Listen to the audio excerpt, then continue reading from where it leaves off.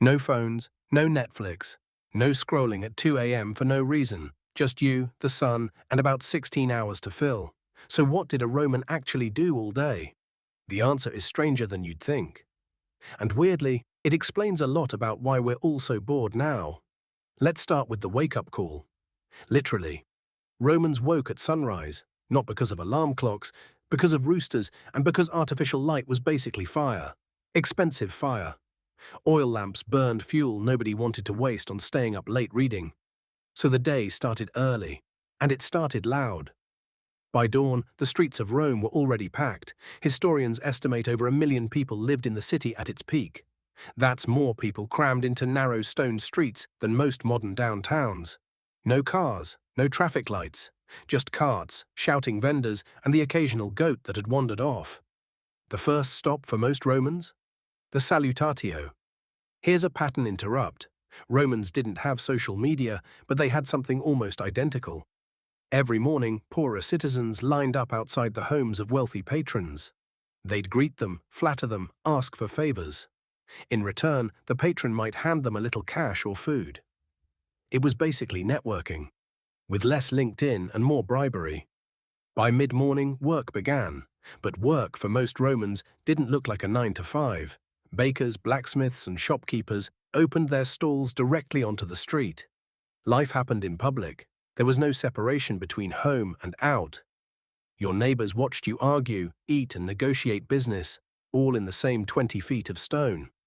Then comes the part that would break the brain of a modern office worker. Around noon, everything stopped. Work ended early.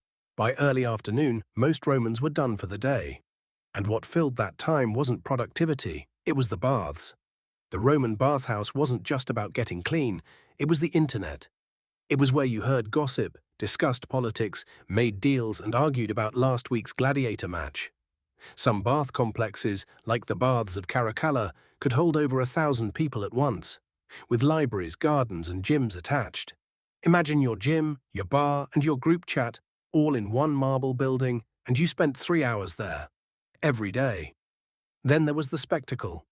Chariot races at the Circus Maximus could draw 250,000 spectators, more people than most modern stadiums hold today. Gladiator fights weren't rare treats. They were regular entertainment, funded by politicians trying to win popularity, essentially the ancient version of a viral marketing campaign. Romans didn't scroll for dopamine, they watched blood in the sand for it. And evenings? Evenings were for dinner, not a quick meal, an event. Wealthier Romans reclined on couches for hours, eating course after course, while slaves refilled their wine. Conversation was the entertainment, no screens, just talking, for hours until the oil lamps burned low. Here's the part that should make you pause.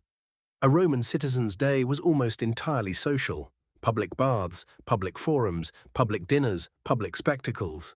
Nearly every hour of free time was spent in the physical presence of other human beings.